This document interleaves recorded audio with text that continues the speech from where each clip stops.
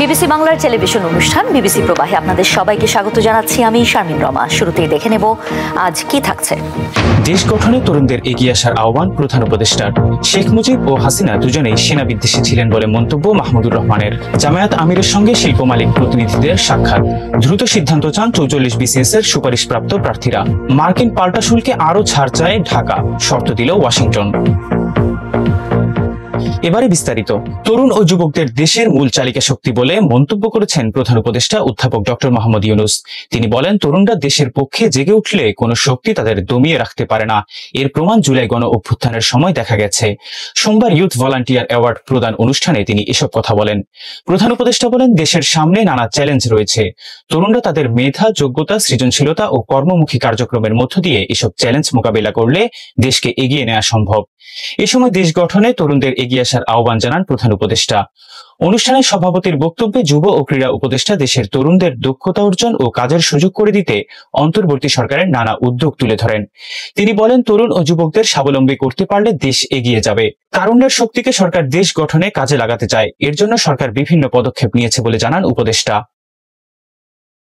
ক্ষমতাচ্যুত প্রধানমন্ত্রী শেখ হাসিনা ও তার পিতা শেখ মুজিবুর রহমান পারিবারিকভাবে সেনা বিদ্বেষী ছিলেন। সোমবার জুলাই আগস্ট মাসে সংগঠিত মানবতা বিরোধী অপরাধের মামলায় শেখ হাসিনা সহ 3 জনের বিরুদ্ধে আন্তর্জাতিক অপরাধ ট্রাইব্যুনালে সাক্ষ্য প্রদানকালে এসব কথা বলেন দৈনিক আমার দেশ পত্রিকার সম্পাদক মাহমুদুর রহমান। আন্তর্জাতিক অপরাধ ট্রাইব্যুনাল 1-এর চেয়ারম্যান বিচারপতি গোলাম মুর্তুজা মজুমদারের নেতৃত্বাধীন 3 সদস্যের ট্রাইব্যুনালে সাক্ষ্য দেওয়ার সময় সাংবাদিক মাহমুদুর রহমান বলেন, পিলখানায় দেশপ্রেমিক সেনাবাহিনীকে নির্মমভাবে হত্যার পর শেখ হাসিনা বিচার বিভাগের নিয়ন্ত্রণ নেওয়ার জন্য সাবেক প্রধানমন্ত্রী বেগম খালেদা জিয়াকে বাড়ি থেকে উচ্ছেদ করেন এবং তত্ত্বাবধায়ক সরকার ব্যবস্থা বাতিলের পদক্ষেপ নেন। দিনের অর্ধেক শেষে সাংবাদিকদের কাছে ব্রিফিং এ চিফ প্রসিকিউটর তাজুল ইসলাম জানান, আদালতে মাহমুদুর রহমান বিগত ফেসিবাদী রেজিম কিভাবে দানবে পরিণত হয়েছে তার বিস্তারিত তুলে ধরেছেন। দুপুরের বিরতির পর মাহমুদুর রহমান আবারও সাক্ষ্য দেবেন বলেও জানান তিনি। আলোচিত এই মামলায় আরও সাক্ষ্য দেবেন জাতীয় নাগরিক পার্টির আহ্বায়ক নাহিদ ইসলাম। গত বুধবার এই মামলায় ঐতিহাসিক প্রেক্ষাপটের সাক্ষী হিসেবে সাক্ষ্য দেওয়ার কথা ছিল মাহমুদুর রহমান ও নাহিদ ইসলামের, কিন্তু ব্যক্তিগত কারণে তারা ওই দিন আসতে না পারায় ট্রাইব্যুনালের কাছে সময় চাওয়া হয়। পরে আবেদন মঞ্জুর করেন ট্রাইব্যুনাল। এর আগে 9 সেপ্টেম্বর মামলাটির 14তম দিনের শুনানিতে 6 জন সাক্ষী তাদের সাক্ষ্য দেন। এখন পর্যন্ত ট্রাইব্যুনাল মোট 45 জন সাক্ষীর সাক্ষ্য গ্রহণ সম্পন্ন করেছে। গত 8 সেপ্টেম্বর 3 জন সাক্ষী সাক্ষ্য দিয়েছিলেন। বাংলাদেশ জামায়াতে ইসলামীর আমির ডাক্তার শফিকুর রহমানের সঙ্গে দেশের শীর্ষ শিল্প মালিকদের একটি প্রতিনিধি দল সৌজন্য সাক্ষাৎ করেছেন। রোববার রাজধানীর বসুন্ধরায় জামায়াতের অস্থায়ী কার্যালয়ে এ বৈঠক অনুষ্ঠিত হয়। সাক্ষাৎকালে বাংলাদেশের শিল্প ও বাণিজ্যের সম্ভাবনা, নতুন বিনিয়োগের সুযোগ, পরিবেশগত চ্যালেঞ্জ এবং সমসাময়িক পরিস্থিতি নিয়ে আলোচনা হয়। বিশেষ করে সম্প্রতি আলোচনায় আসা শ্রম আইন 2025-এর প্রভাব ও বাস্তবায়ন প্রক্রিয়া নিয়ে মতবিনিময় হয়। শিল্প মালিকদের পক্ষ থেকে দেশের সব শিল্প কারখানায় স্থিতিশীল পরিবেশ বজায় রাখা এবং শ্রমিক মালিক সম্পর্ক উন্নয়নে সব রাজনৈতিক দলের সহযোগিতা কামনা করা হয়। জবাবে ডাক্তার শফিকুর রহমান বলেন, দেশের অর্থনীতি সচল রাখতে শ্রমিক মালিক সৌহার্দ্য অপরিহার্য। তিনি শিল্প খাতের প্রতিনিধিদের উদ্যোগকে স্বাগত জানান এবং তার শারীরিক খোঁজখবর নিতে আসার জন্য ধন্যবাদ জ্ঞাপন করেন। প্রতিনিধি দলে উপস্থিত ছিলেন তত্ত্বাবধায়ক সরকারের সাবেক উপদেষ্টা ও স্কয়ার গ্রুপের ব্যবস্থাপনা পরিচালক তপন চৌধুরী, বিজিএমই এর সভাপতি মাহমুদ হাসান খান, বিকেএমই এর সভাপতি মোহাম্মদ হাতেম, বাংলাদেশ এমপ্লয়ার্স ফেডারেশনের সভাপতি ফজলে শামীম এহসান, বিজিএমই এর পরিচালক সাইফুল্লাহ মানসুর, বিজিএমই এর ওয়ান স্টপ সার্ভিস সেলের চেয়ারম্যান মোজাম্মল হক ভুঁইয়া এবং জনসংযোগ ও প্রচার কমিটির চেয়ারম্যান মাসুদ কবির। অন্যদিকে জামায়াতের পক্ষ থেকে শিল্প ও বাণিজ্য শাখার সভাপতি Shahidul Islam, secretary general doctor Anwarul Azim ও বিশিষ্ট চিকিৎসক ডাক্তার খালেদুজ্জামান উপস্থিত ছিলেন। 44তম বিসিএস এর চূড়ান্ত ফলাফল প্রকাশের 2 মাসেরও বেশি সময় পেরিয়ে গেলেও সুপারিশপ্রাপ্ত প্রার্থীদের নথি এখনও জনপ্রশাসন মন্ত্রণালয়ে পাঠায়নি বাংলাদেশ সরকারি কর্ম কমিশন তথা বিপিএসসি। এ কারণে নিয়োগ প্রক্রিয়া দীর্ঘসূত্রিতায় পড়েছে বলে অভিযোগ করেছেন প্রার্থীরা। সোমবার পিএসসি কার্যালয়ের সামনে আয়োজিত এক মানববন্ধনে প্রার্থীরা দ্রুত পুনঃ ফলাফল প্রকাশ, বিধি সংশোধনের নথি মন্ত্রণালয়ে প্রেরণ এবং নিয়োগ কার্যক্রম শুরু করার দাবি জানান। প্রার্থীদের অভিযোগ, 3 বছর 7 মাস অপেক্ষার পর 30 জুন প্রকাশিত ফলাফল নিয়োগের নিশ্চয়তা আনতে পারেনি, বরং প্রার্থীদের উদ্বেগ ও অনিশ্চয়তা আরো বাড়িয়েছে। প্রার্থীরা বলেন, ফলাফল ঘোষণার পর 2 মাস 16 দিন অতিক্রান্ত হলেও কমিশন এখনো গেজেট প্রকাশ কিংবা নথি প্রেরণের মতো আনুষ্ঠানিকতা সম্পন্ন করেনি। অথচ একই সময় 48তম বিশেষ বিসিএস এর সুপারিশ প্রাপ্তদের নথি ইতোমধ্যেই পাঠানো হয়েছে। ফলে তারা প্রশ্ন তুলেছেন, 48তম বিসিএস এর ক্ষেত্রে দ্রুত ব্যবস্থা নেওয়া গেলেও 44তম বিসিএস এর ক্ষেত্রে কেন দেরি হচ্ছে। এ প্রসঙ্গে জানা যায়, 44তম বিসিএস এ প্রায় 372 জন রিপিট ক্যাডারে নিয়োগপ্রাপ্ত হন। ফলে commission Bangladesh civil service BCS বিধিমালা 2014 এর বিধি 17 সংশোধনের উদ্যোগ নেয়, যাতে রিপিট ক্যাডারের স্থানে মেধাক্রম অনুসারে নতুন প্রার্থীদের সুপারিশ করা যায়। বিধি সংশোধনের প্রায় সব ধাপ শেষ হলেও কমিশনের মতামতের জন্য নথি কয়েকদিন ধরে বিপিএসসিতে পড়ে আছে। প্রার্থীরা এই সময় 3 দফা দাবি উত্থাপন করেন। তাদের দাবিগুলো হলো দ্রুততম সময়ে 44তম বিসিএস এর পুনঃ ফলাফল প্রকাশ করে নিয়োগ প্রক্রিয়া সম্পন্ন করা, সচিব কমিটির সভায় অনুমোদিত বিধি সংশোধনের নথি অবিলম্বে জনপ্রশাসন মন্ত্রণালয়ে পাঠানো এবং পুনঃ ফলাফলের নির্দিষ্ট তারিখ ঘোষণা করে দীর্ঘ অনিশ্চয়তার অবসান ঘটানো। বাংলাদেশি পণ্যের উপর আরোপিত পাল্টা শুল্ক 20% থেকে আরো কমানোর উদ্যোগ নিয়েছে অন্তর্বর্তী সরকার। তবে যুক্তরাষ্ট্রের পক্ষ থেকে এই মুহূর্তে শুল্ক ছাড়ার সুযোগ নেই, বরং এর জন্য আরো অপেক্ষা করতে হবে বলে জানানো হয়েছে। রোববার সচিবালয়ে বাণিজ্য মন্ত্রণালয়ের সভাকক্ষে মার্কিন প্রতিনিধি দলের সঙ্গে বৈঠকে এই বিষয়টি গুরুত্ব পায়। বাংলাদেশের পক্ষ থেকে পাল্টা শুল্ক অন্তত 15% নামিয়ে আনার অনুরোধ জানানো হলেও মার্কিন প্রতিনিধি দল জানায় দ্বিপক্ষীয় বাণিজ্য ঘাটতি দৃশ্যমানভাবে কমলেই কেবল এই বিষয়ে ইতিবাচক সিদ্ধান্ত আসতে পারে। বৈঠকে অংশ নেওয়া মার্কিন প্রতিনিধি দলের নেতৃত্বে ছিলেন সহকারী বাণিজ্য প্রতিনিধি ব্রেন্ডেন লিঞ্চ। বাংলাদেশের পক্ষে উপস্থিত ছিলেন জাতীয় নিরাপত্তা উপদেষ্টা খলিলুর রহমান, বাণিজ্য সচিব মাহবুবুর রহমান, বাণিজ্য উপদেষ্টা শেখ বশিরউদ্দিন সহ মন্ত্রণালয়ের শীর্ষ কর্মকর্তারা। আলোচনায় দুই দেশের সম্ভাব্য বাণিজ্য চুক্তির খসড়ায় অগ্রগতি, কৃষি ও জ্বালানি খাতের পণ্য আমদানি এবং বিমান কেনার প্রতিশ্রুতি বাস্তবায়ন সবকিছু নিয়েই আলোচনা হয়। বাণিজ্য উপদেষ্টা শেখ বশিরউদ্দিন জানান, বাংলাদেশ যদি যুক্তরাষ্ট্রের বাণিজ্য ঘাটতি কমাতে নিজস্ব পরিকল্পনা বাস্তবায়ন করতে পারে তবে পাল্টা শুল্ক হ্রাসের সম্ভাবনা আরো জোরালো হবে। বাণিজ্য ঘাটতি কমানোর প্রতিশ্রুতির বিষয়ে দুই পক্ষই সন্তোষজনক অগ্রগতি নিয়ে কথা বলেছে। বাংলাদেশের পক্ষ থেকে কৃষি ও জ্বালানি পণ্যের পাশাপাশি বিমান কেনার প্রতিশ্রুতি বাস্তবায়নের প্রক্রিয়া এগিয়ে চলছে। গত 7 আগস্ট যুক্তরাষ্ট্রের প্রেসিডেন্ট ডোনাল্ড ট্রাম্পের নির্বাহী আদেশে বাংলাদেশি পণ্যের পাল্টা শুল্ক 37% থেকে নামিয়ে 20% করা হয়। বাংলাদেশের দাবি এই হার আরো কমিয়ে আনা প্রয়োজন। অনুমোদিত কর প্রতিনিধিদের মাধ্যমে করদাতাদের অনলাইন আয়কর রিটার্ন দাখিল সহজ ও নির্বিঘ্ন করার জন্য tax representative management system TRMS নামক একটি সফটওয়্যার চালু করেছে এনবিআর।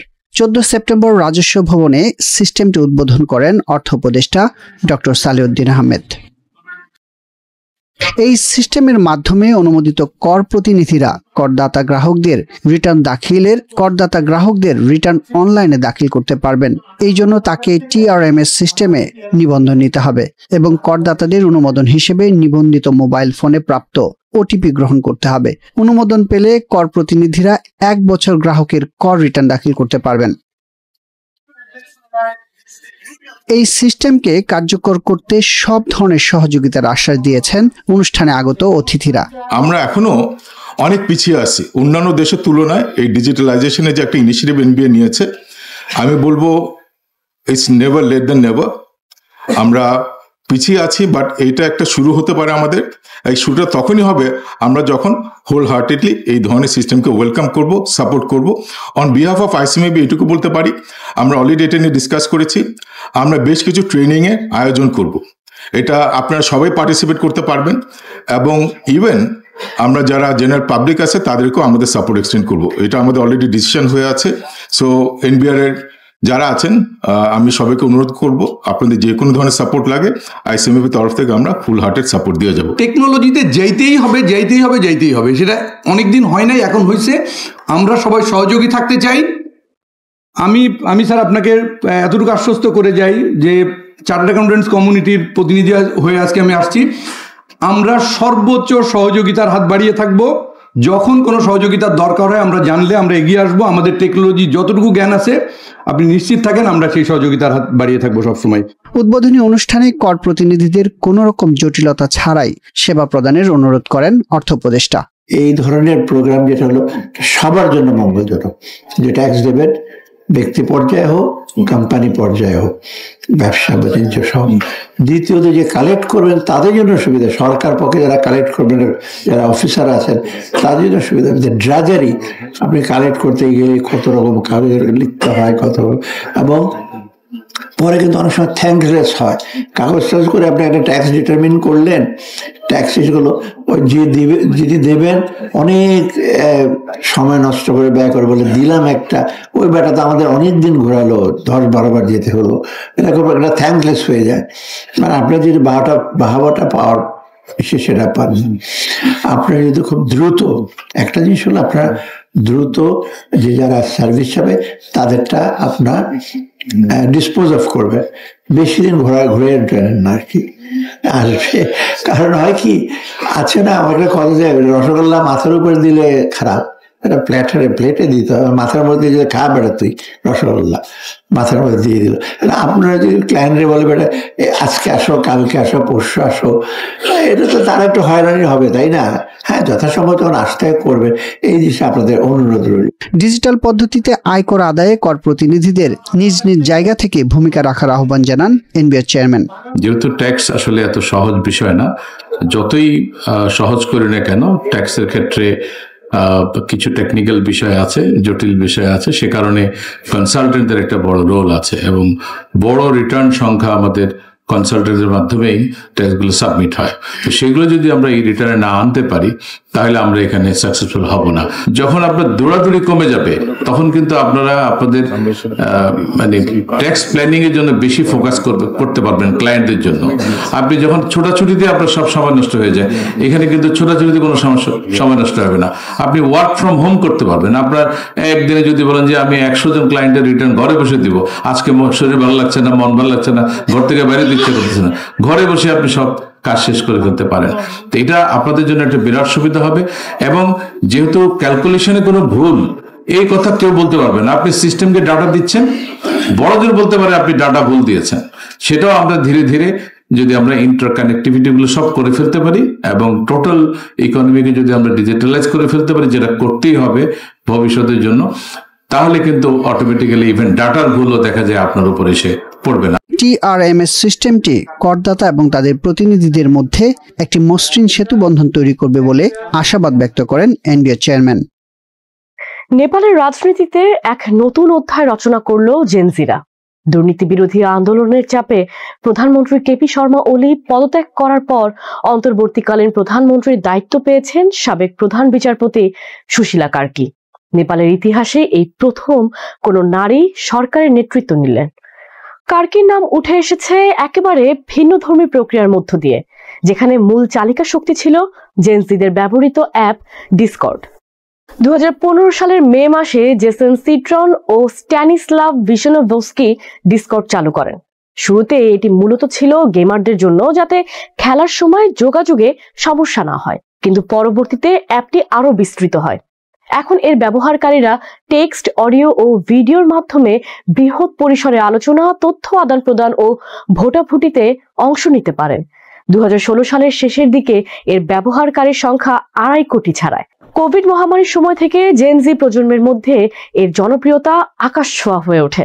কেবল গেম নয়, নানা বিষয় ভিত্তিক কমিউনিটি ও বিতর্কের জায়গা হয়ে ওঠে অ্যাপটি। একটি সার্ভারে 5 লাখ পর্যন্ত সদস্য থাকতে পারে, এর মধ্যে 2.5 লাখ সক্রিয় সদস্য থাকার সুযোগ রয়েছে। তাই গণ আন্দোলনের সময় তথ্য আদান প্রদান ও সিদ্ধান্ত গ্রহণের জন্য এটি শক্তিশালী মাধ্যম হয়ে ওঠে। মিলেনিয়াল প্রজন্মের কাছে খুব পরিচিত না হলেও জেনজিদের জন্য ডিসকর্ড এখন স্বাচ্ছন্দ্যময় রাজনৈতিক প্ল্যাটফর্ম।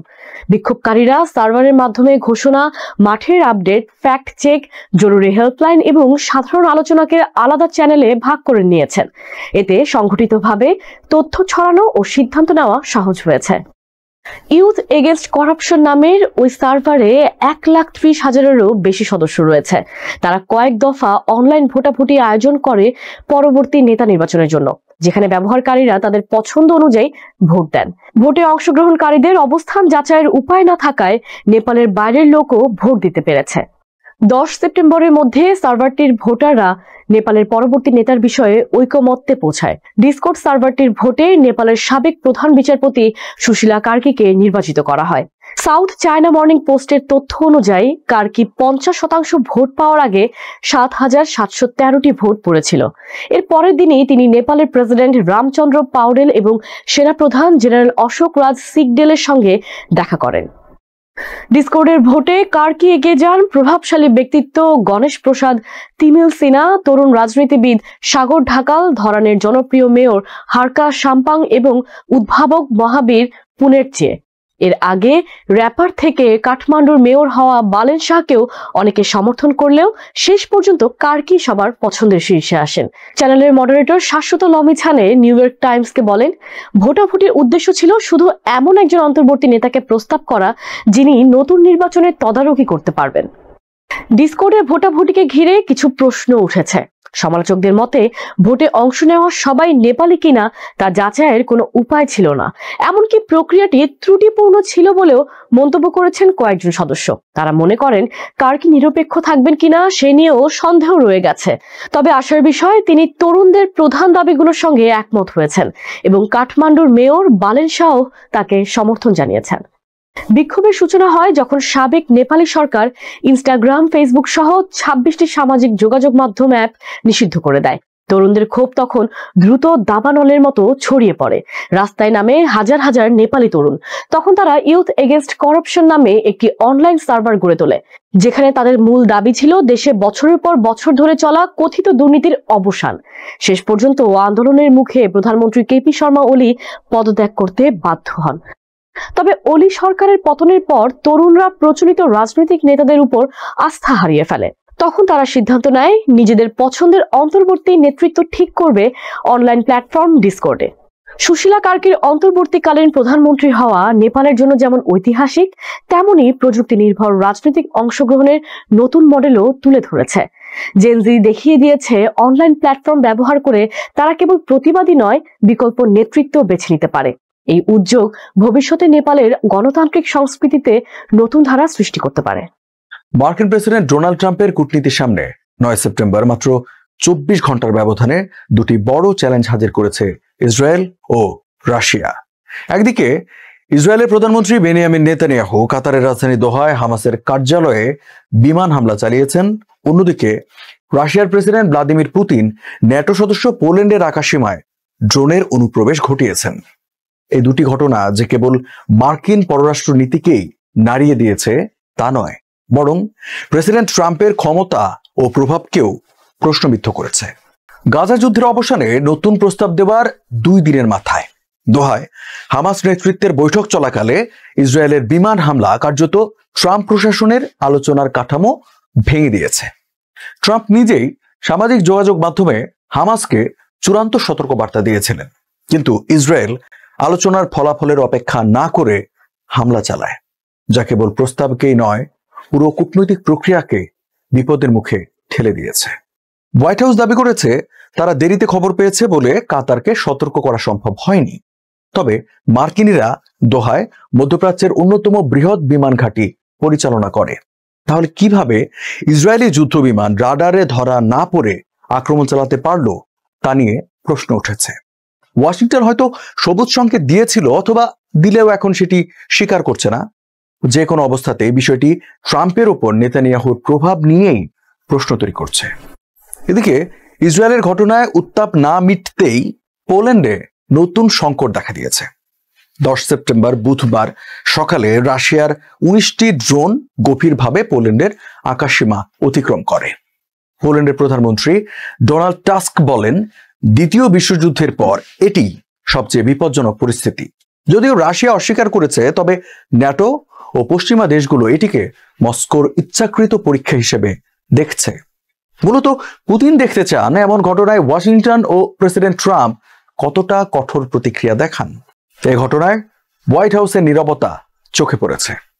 হামলার পরপরই কোনো তাৎক্ষণিক প্রতিক্রিয়া না দিয়ে ট্রাম্প শুধু সোশ্যাল মিডিয়ায় লিখেছেন, রাশিয়া কেন পোল্যান্ডের আকাশসীমা লঙ্ঘন করছে, এখানে আমরা যাচ্ছি। কিন্তু 5 দিন পার হলেও রাশিয়ার বিরুদ্ধে কোনো সুনির্দিষ্ট পদক্ষেপ বা নতুন নিষেধাজ্ঞা এখনো চোখে পড়েনি। যাতে ইউক্রেন ও ন্যাটো মিত্ররা আবারও সন্দিহান হয়ে পড়েছে, ট্রাম্প কি সত্যিই রাশিয়ার মোকাবিলা দৃঢ়? ইসরায়েলের একতরফা হামলা হোক বা রাশিয়ার প্রকাশ্য উস্কানি, উভয় ক্ষেত্রেই মার্কিন প্রভাবের সীমাবদ্ধতা স্পষ্ট। একদিকে মিত্র ইসরায়েল মার্কিন সতর্কবার্তাকে পাত্তা দেয়নি, অন্যদিকে প্রতিপক্ষ রাশিয়া সরাসরি ন্যাটো নিরাপত্তাকে চ্যালেঞ্জ করছে। ফলে ওয়াশিংটনকে এখন দ্বৈত সংকট সামলাতে হচ্ছে। একদিকে মিত্রদের নিয়ন্ত্রণে আনা এবং অন্যদিকে প্রতিপক্ষকে প্রতিহত করা। ন্যাটো ইতিমধ্যে নতুন করে সমন্বিত নিষেধাজ্ঞা প্যাকেজের আলোচনা শুরু করেছে। নিজস্ব প্রতিরক্ষা ব্যয় বাড়ানোর প্রতিশ্রুতি দিয়েছে ইউরোপীয় দেশগুলো। তবে ট্রাম্পের প্রথম মেয়াদে ন্যাটোকে নিয়ে তার সমালোচনামূলক অবস্থান এখনো সবার মনে আছে। তাই মিত্ররা স্পষ্ট নিশ্চয়তা চাইছে মার্কিন সামরিক ও রাজনৈতিক শক্তি আদৌ তাদের পাশে থাকবে কিনা। মাত্র 2 দিনে ঘটে যাওয়া এই 2 ঘটনায় ট্রাম্প প্রশাসনের কূটনৈতিক সক্ষমতাকে বড় প্রশ্নের মুখে ফেলেছে। মধ্যপ্রাচ্য মিত্র ইসরায়েলের ওপর নিয়ন্ত্রণ হারানো এবং ইউরোপে ন্যাটো মিত্রদের নিরাপত্তা নিশ্চিত করতে দেরি করা, দুই তার নেতৃত্বে আস্থার ঘাটতি তৈরি করেছে। ট্রাম্প কিভাবে এই পরীক্ষায় উত্তীর্ণ হবেন তাই এখন আন্তর্জাতিক কূটনীতির প্রধান প্রশ্ন। গত 2 বছরেরও বেশি সময় ধরে ভারতের উত্তর পূর্বাঞ্চলের রাজ্য মণিপুরে চলছে জাতিগত সংঘাত। প্রাণ হারিয়েছে 250-রও বেশি মানুষ, হতাহত বহু, ধর্ষণের শিকার অসংখ্য নারী, গৃহহীন 60,000-এরও বেশি মানুষ। অথচ এই সময়ে কখনোই মণিপুর সফরে যাওয়ার চেষ্টা করেননি দেশটির প্রধানমন্ত্রী নরেন্দ্র মোদী। অবশেষে 13 সেপ্টেম্বর মণিপুর সফর করেছেন তিনি। আর এর পরপরই প্রশ্ন উঠেছে, হঠাৎ মোদীর মণিপুর সফরের নেপথ্যে কি? মোদীর এ সফর কি মণিপুরের সংঘাত কমাবে, নাকি নতুন করে উত্তপ্ত হয়ে উঠবে মণিপুর? 2023 সালের 3 মে আদালতের এক রায়কে কেন্দ্র করে মণিপুর সংঘর্ষের শুরু। রায়ে 33 লাখ মানুষের মণিপুর রাজ্যের অর্ধেকেরও বেশি হিন্দু সংখ্যাগরিষ্ঠ মেইতেই সম্প্রদায়কে উপজাতি হিসেবে অন্তর্ভুক্তির অনুমতি দেওয়া হয়। এতেই ক্ষুব্ধ হয়ে ওঠে খ্রিস্টান সংখ্যালঘু কুকি আদিবাসীরা। তাদের আশঙ্কা, এর ফলে মেইতেই সম্প্রদায়ের লোকেরা তাদের অর্থ ও সম্পদের জোরে পাহাড়ে জমি কিনে তাদের সম্প্রদায়কে কোণঠাসা করবে। এসব অভিযোগের মধ্যেই কুকি সম্প্রদায়ের গ্রামে হামলা করে ঘরবাড়ি ধ্বংস করে মেইতেই সম্প্রদায়ের লোকেরা। নির্যাতন চালানো হয় নারীদের উপর। এসব ঘটনার ভিডিও সামাজিক মাধ্যমে ছড়িয়ে পড়তেই শুরু হয় জাতিগত সংঘাত। পরিস্থিতি নিয়ন্ত্রণে সেনাবাহিনী, আধা সামরিক বাহিনী ও অতিরিক্ত পুলিশ মোতায়েন করা হলেও সংঘাত থামেনি। এখনো থেমে থেমে সংঘাত চলছে অঞ্চলটিতে। গত 9 ফেব্রুয়ারি রাজ্যের মুখ্যমন্ত্রী বীরেন সিং এর পদত্যাগের পর থেকেই অঞ্চলটি পরিচালিত হচ্ছে কেন্দ্রের প্রশাসন দ্বারা। কুকি সম্প্রদায়ের অভিযোগ, মাদকের বিরুদ্ধে যুদ্ধ ঘোষণার আড়ালে সরকার কুকি সম্প্রদায়কে দমনের চেষ্টা করছে। তবে মেইতেই সম্প্রদায়ের ভাষ্য, এই অঞ্চলে বিশৃঙ্খলা সৃষ্টি করছে কুকিরা। তাদের আদি নিবাস মিয়ানমারে। দেশটি থেকে প্রতিনিয়ত এই অঞ্চলে অবৈধ অনুপ্রবেশও বাড়ছে। এই অবস্থায় মণিপুরের নিয়ন্ত্রণ নিতে মেইতেই ও কুকিরা আলাদা আলাদা মিলিশিয়া বাহিনী গড়ে তুলেছে। বাহিনীর সদস্যরা প্রায়ই একে অপরের সঙ্গে রক্তক্ষয়ী সংঘাতে জড়িয়ে পড়ছে। দীর্ঘদিন ধরে অঞ্চলটিতে এ পরিস্থিতি বিরাজ করলেও এতদিন মণিপুর সফর এড়িয়ে গেছেন মোদী। এবার নানা শঙ্কার মধ্যেও মণিপুর সফর করেছেন দেশটির প্রধানমন্ত্রী। এতেই প্রশ্ন উঠেছে, মোদীর সফরের নেপথ্যে কি? 2022 সালে সবশেষ মণিপুর সফর করেন মোদী। সে সময় $960 মিলিয়ন উন্নয়ন প্রকল্পের উদ্বোধন করেছিলেন প্রধানমন্ত্রী। আর এবার মণিপুরের সঙ্গে আসাম ও বিহার রাজ্য সফর করবেন তিনি। পরপর 3 রাজ্যে তার এই সফরের পেছনে আছে নির্বাচনী কৌশলও। বিশ্লেষকদের মতে আসন্ন বিহার বিধানসভা নির্বাচনের আগে মোদীর সফর মূলত রাজনৈতিক কৌশল। কেননা বিহার ভারতের উত্তরাঞ্চলের হিন্দিভাষী অঞ্চলের একমাত্র রাজ্য। এখানে মোদীর বিজেপি কখনো এককভাবে ক্ষমতায় আসেনি। বিজেপির পক্ষে বিহারের ভোটার টানতে $8 বিলিয়ন বিনিয়োগ পরিকল্পনা ঘোষণা করার কথাও রয়েছে মোদীর। মণিপুর বিধানসভা নির্বাচন হবে 2027 সালে। তবে অঞ্চলটিতে জাতিগত সংঘাতের পেছনে ক্ষমতাসীন বিজেপি সরকারের ভূমিকা নিয়ে প্রশ্ন আছে অনেকের। ফলে আগেভাগেই অঞ্চলটিতে সফর করলেন মোদী। এখানেও উদ্দেশ্য ভোটার টানা। অবশ্য মোদী অঞ্চলটিতে শান্তির আহ্বান জানিয়ে বলেন, আমি সকল গোষ্ঠীর কাছে তাদের স্বপ্ন পূরণ এবং তাদের সন্তানদের ভবিষ্যৎ সুরক্ষিত করার জন্য শান্তির পথে এগিয়ে যাওয়ার আহ্বান জানাই। আমি প্রতিশ্রুতি দিচ্ছি, আমি আপনাদের পাশে আছি। ভারত সরকার মণিপুরের জনগণের সঙ্গে আছে। দীর্ঘদিন পর মোদী মণিপুর সফর করলেও একে ভালোভাবে দেখছে না বিরোধী দল। মোদী সমাবেশের সময়ও ইম্ফলে বিক্ষোভ হয়েছে। কংগ্রেস যুব শাখা এবং মণিপুর পিপলস পার্টির কর্মীরা প্রধানমন্ত্রীর অনুষ্ঠান স্থলের কাছে বিক্ষোভ করেছেন। প্ল্যাকার্ড হাতে প্রতিবাদ জানিয়েছেন। মোদীর এই সফরকে রাজনৈতিক চক্রান্ত বলে অভিহিত করেছেন। সমাবেশ স্থলের দিকেও যাত্রা করার চেষ্টা করেছিলেন বিক্ষোভকারীরা, তবে তাদের সেই চেষ্টা বানচাল করে দেয় পুলিশ। অনেকে আবার মোদীর এই সফরকে স্বাগত জানালেও এতদিন পর এ রাজ্যে আসায় হতাশা ব্যক্ত করেছেন। আর কুকিদের প্রত্যাশা, মোদী তাদের দুঃখ ঘোচাবেন, স্থায়ী নিরাপত্তা ও মর্যাদা ফিরিয়ে দেবেন। আর এসব দাবি পূরণ না হলে যে এ অঞ্চলে স্থায়ী শান্তি প্রতিষ্ঠা পাবে না, তেমনটিও বলেছেন অনেক বিশ্লেষক। প্রধানমন্ত্রী কেন এতদিন মণিপুরে যাননি সে প্রশ্ন তুলেছেন কংগ্রেস নেতা রাহুল গান্ধী। তার দলের সভাপতি মল্লিকার্জুন খাড়গে বলেন, মোদীর এ সফর মণিপুরের জনগণের প্রতি গুরুতর অপমান। 3 ঘন্টার এ সফর করোনা নয় বরং প্রহসন। ইম্ফল এবং চূড়াচাঁদপুরে মোদির তথাকথিত রোড শো ত্রাণ শিবিরে থাকা মানুষের কান্না না শুনে কাপুরুষোচিতভাবে পালিয়ে যাওয়ার মতো। ডিএমকে সাংসদ কানিমোঝি করুণানিধির বলেন, আমি লক্ষ্য করেছি 2 বছরেরও বেশি সময় ধরে রাজ্যটি জ্বলন্ত অবস্থায় থাকার পর অবশেষে ভারতীয় প্রধানমন্ত্রী মণিপুর সফর করলেন। তার সমবেদনা স্পষ্টতই ব্যর্থ হয়েছে। তবে মণিপুরে 2027 সালের নির্বাচনে প্রস্তুতি সফল হয়েছে। আর অঞ্চলটির এক বাসিন্দা মোদির এই সফর সম্পর্কে ইন্ডিয়া টুডেকে জানিয়েছেন, আমাদের পরিবার যখন ঘরবাড়ি ছাড়তে বাধ্য হয়ে ত্রাণ শিবিরে থাকতে শুরু করলো, তখন কেন্দ্র আমাদের কষ্টের কথা স্বীকার পর্যন্ত করেনি।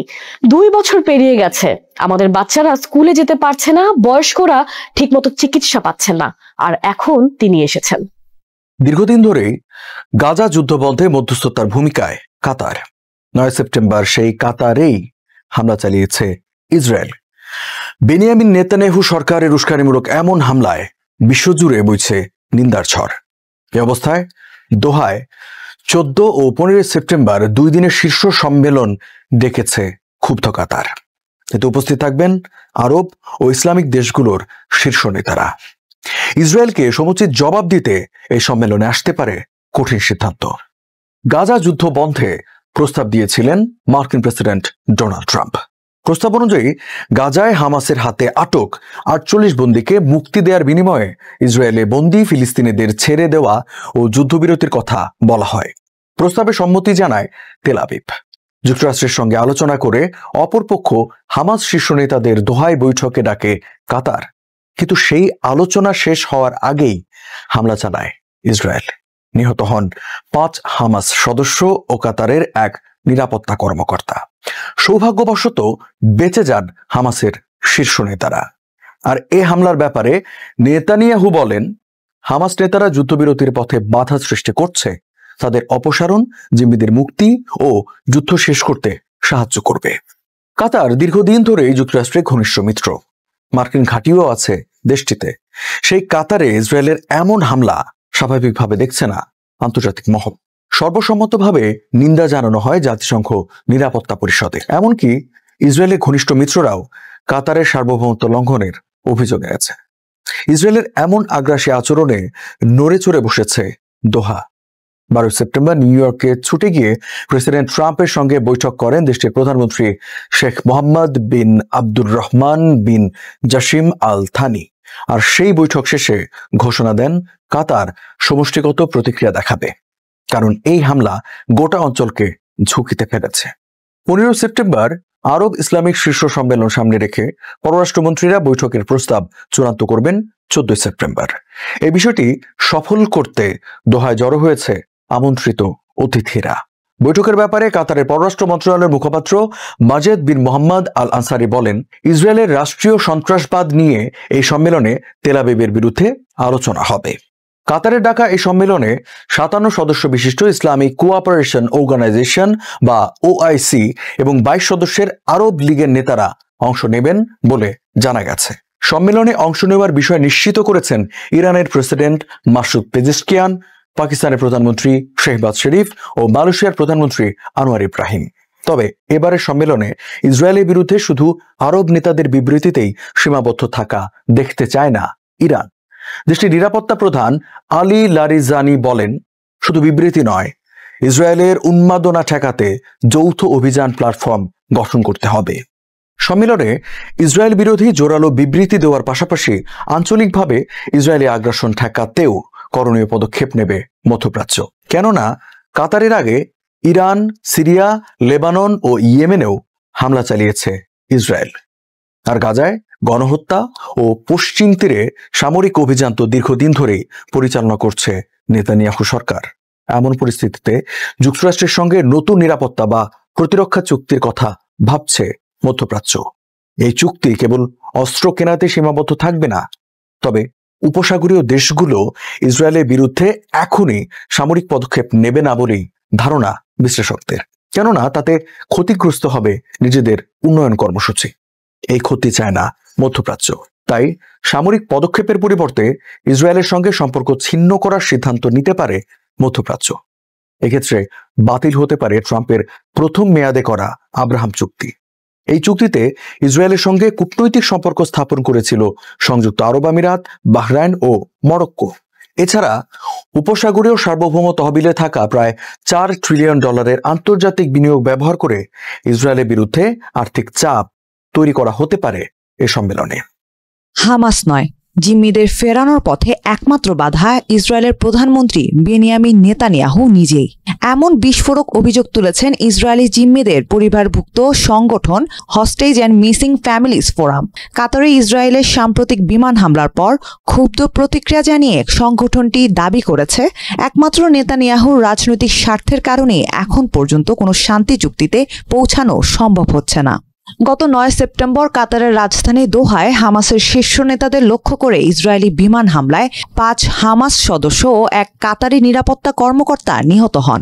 ওই ঘটনার পর 13 সেপ্টেম্বর সংগঠনটি সরাসরি নেতানিয়াহুকে দায়ী করে এক বিবৃতিতে বলেছে, জিম্মিদের ফেরাতে এখন একটাই বাধা, সেটি প্রধানমন্ত্রী বেনিয়ামিন নেতানিয়াহু নিজেই। গত সপ্তাহে কাতারে ইসরায়েলের বিমান হামলা তাই প্রমাণ করে।